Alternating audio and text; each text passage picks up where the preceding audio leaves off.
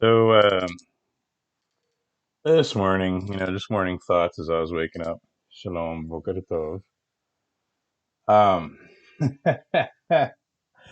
thinking about Geo Group donating all this money to Donald Trump, and it was very weird because the music in my head and the memories in my head is like this vast ocean of data, and the data is like I'm swimming through sources. So sometimes it's about my family will come up in memories, and even last night I was thinking, how did I even get here? And I have nowhere to go from here. Like when I leave here, if I ever leave here, if I don't die here, I have nowhere to go. Where would I go? Weird. Everyone I ever trusted has betrayed me. Family, friends, government, etc. Oh, with the exception of disability, and a few other exceptions, but mostly. So it's not like I can just go back to Vashon or back to Albuquerque. Every time I've gone back to New Mexico to reconnect with my family, they prove me right about them. They are shitty, destructive, harmful, horrible people. So, that was an interesting thought. But then I was thinking about old YouTube videos from the early 2010s of college humor who I used to love until they started pushing marijuana, and then I hated them. And 90s rap music was in my head. I don't want this shit in my head, right? This is the social engineering through YouTube and advertising, etc. Even before that, the radio and cassette tapes and things like that. And so I put on a Shemlo Ivne Bait Shav Shakken Boilan Boy Shemlo Ishmarir Shav Shakken Shoimer Hine Hine Loyanov Loyanov Loishan Loyanov Loishan Shoimer Yisrael. And that did change it a little bit, but the thoughts switched to Trump. And it was interesting because he promised to build a wall and Mexico was going to pay for it and stop immigrants. And I know he's not the first politician in history to not fulfill a promise, to make a promise he didn't keep. This is more thinking about information I got from a meme. Well, not just a meme, but the internet about a plutocracy, right? A society governed by the wealthy and powerful. And therefore, these multi-billionaires are the ones behind immigration. They're the ones behind flooding, Michigan with Somalis and Arabs and the United States in general with non-Native Americans, Indians, Arabs, blacks, Africans, etc. Get the fuck out of here is my only thought, but that's bad for banks because bankers are making money. This is globalism. This is what's destroying the United States. This is white people are the reason the United States was a world superpower more than the entire continents of Africa, South America, and Asia. And so, as the demographic change, which is socially engineered, happens, the United States declines. The more diverse, the more ethnically diverse and inclusive it becomes, the worse it gets, even for the ethnics, the minorities or whatever they call it. Yeah, the parasite destroys the host. But that's why Donald Trump didn't stop immigration, despite campaigning on that promise pretty significantly, is because it was worth billions. So a society governed by the wealthy and powerful is why laws in place to prevent immigration are not enforced. I'm sure that company made a bunch of money under Biden just like they did Trump. Geo Group, BlackRock, Vanguard, etc. But as I was thinking about that, when I did the course material yesterday, the word nefarious showed up twice. It's very weird because I never really hear that word very often, but they were depicting artificial intelligence as a crime prediction, model, predictive crime prevention, which was effective to be racist. And therefore they added the term nefarious, right? Implying that some sort of white supremacist would use the technology to target the coloreds. Nefarious. And I'm thinking, wait, that's weird because I haven't heard that word really in years, except from this Catholic movie named Nefarious, right? What if the globalists are so intelligent that they are manipulating people with this word, right? What if they're the ones who control and set trends and create trends and engineer trends on the internet and stuff like that? So this is just, oh, the word nefarious, nefarious, nefarious. Why is it on my mind? Oh, because it was on my electronic device screen in front of my face from Catholics in that movie. And the Christian, like, woke leftist, globalists. That's all they are. They're just tools for the globalist agenda. It's fun to watch them rephrase things that are technically against Christianity as Christian. It's all about phrasing, right? You gotta just, it's how you word it affects how people react to it. And so as I thought about that, I realized that white people, white Americans, have a legitimate grievance. They're being fucked by these globalists, by this, mass immigration, which is causing economic decline, but also economic boost for the people who profit off of these immigrants, right?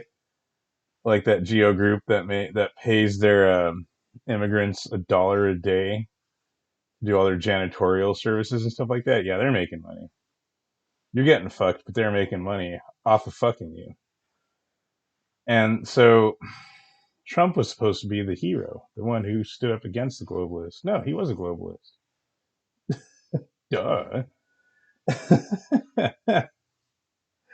And so it reminded me of Albert Pike, right? I saw a meme about him. Just gonna Google it up here real quick. But it's really interesting because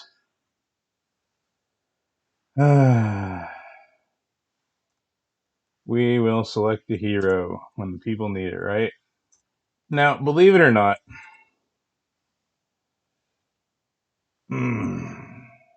anti-Masons lie. So the question is always, can I trust these people who are anti-Masonic to be honest about Masonry? Well, I doubt it. We'll select. Oh, it's not coming up. Hero. But if the information from the meme is correct, whenever the people need a hero, we shall supply him. Albert Pike, 33rd degree Freemason. If the meme is correct, then Donald Trump was controlled opposition. He was the hero who pre-planned was against the people he pretended to support. Hence, none of the pardons for his supporters arrested in the January 6th thing that he incited.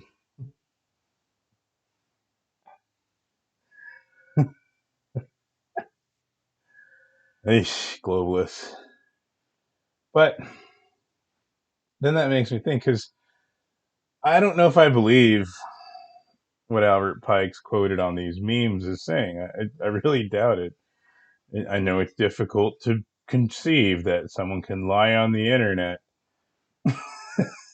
People lie on the internet. So they got these quotes from him saying Lucifer is God and all this stuff. However, when I was meditating this morning, well, I saw the Freemason symbol in the Star of David. The Star of David has an up triangle and a down triangle, and I saw that as that like little measuring thing with the G in the center of it. It's very weird how my mind put that all together on its own, right? I would think, oh my goodness, my mom hitting the levels of Freemasonry and the secrets of the hidden world and all this stuff. Yeah, maybe, but I doubt it. But before that, I was thinking about Nazi Germany because this plutocracy, these elites, these globalist, wealthy billionaire bankers who are just destroying and fucking over so many Americans with immigrants and marijuana and pornography and etc., all for billions of dollars. They don't care. They could give a fuck less about all the rapes, the murders, the robberies, the suicides, the fucking vehicular fatalities, like all the lives their industries destroy. They only care about money. They only care about profit. Which you could arguably say that's why white America self-destructed was out of greed. Why he sold out. Albert Pike is Scottish, not Jewish.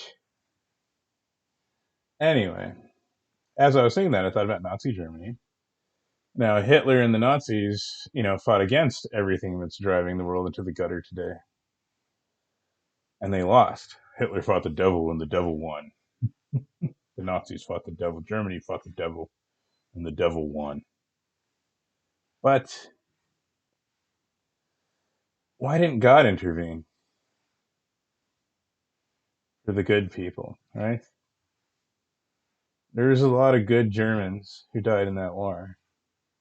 And Germany, ever since then, has still been suffering.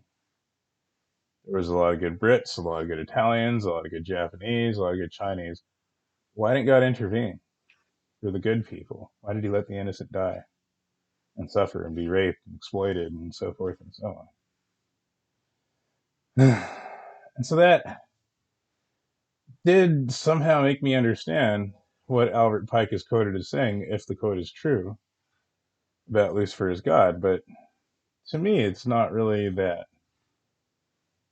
I agree with Judaism that the Satan, right? And I'm just going to discuss this like a metaphorical philosophical allegory.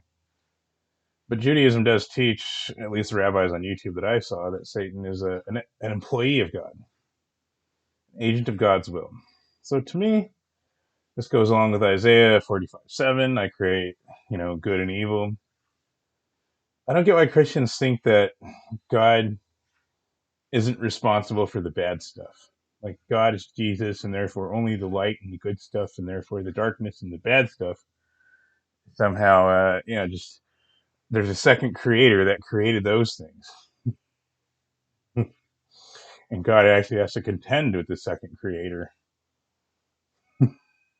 named Satan or Lucifer or whatever you want to call him, Beelzebub. But no, so in the Judaism thing, it makes more sense because this, to me, would make Satan like God's dark side, right? Like another face of God, one of the many faces of God, an aspect, a facet of God's personality from a psychoanalytical perspective. And that would really explain, if you must fit everything into the frame of a religion, why God allowed so much horrible and fucked up shit to happen and still continue to happen. Why God allows these billionaire bankers to destroy so many good innocent lives